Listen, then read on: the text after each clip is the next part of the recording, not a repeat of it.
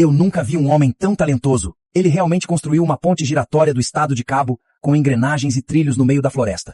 E só depois de ver todo o processo, eu entendi o verdadeiro significado de verdadeiros mestres entre as pessoas. Primeiro ele planejou as fundações da ponte no chão, e cavou buracos o tamanho e a forma exatos de cada fundação. Então ele preencheu os buracos com cimento e reforço de arame para formar as fundações dos pilares no topo de cada fundação.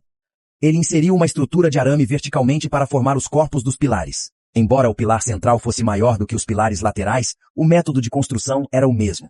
Com os 3 pilares, um grande no meio, e 2 menores nas extremidades, concluídos, ele amarrou os fios verticais, juntos com fios horizontais, criando uma gaiola reforçada. Graças aos seus 30 anos de experiência trabalhando com reforço de ferro em canteiros de obras, ele completou rapidamente os 3 reforços de pilares. Então, ele instalou moldes de plástico ao redor dos reforços e preparou o concreto com argamassa.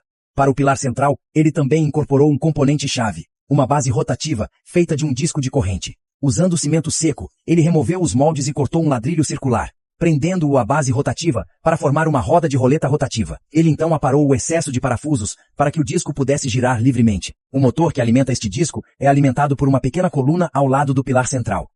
Ele incorporou fios elétricos lá e, depois de preenchê-los com cimento, instalou 4 parafusos sobressalentes. Então era hora de fazer o convés da ponte. Ele dividiu o molde do convés em 3 partes e colocou fios entrelaçados dentro de cada uma, amarrando-os com fio fino para criar a estrutura interna. No molde do meio, os fios tinham ganchos, e ele também colocou 2 estruturas verticais maiores nas extremidades que segurariam os cabos. Com tudo pronto, ele despejou concreto para o convés e nivelou a superfície. Em seguida, ele instalou moldes para as grandes estruturas laterais e os encheu com cimento, adicionando ganchos nas laterais para prender os cabos. Uma vez que o cimento secou e os moldes foram removidos, ele amarrou cordas entre os ganchos da coluna e o convés, formando a impressionante estrutura de cabos da ponte. Ele então removeu os moldes da ponte da pequena coluna, pintou a ponte com um corbrante para destacar seu estilo único e instalou corrimãos em ambos os lados para garantir uma travessia segura. Finalmente, ele enrolou uma corrente ao redor da telha rotativa para formar o trilho de engrenagem. A pequena coluna recebeu um motor de engrenagem que, quando ligado, gira a corrente, fazendo com que todo o convés da ponte se mova.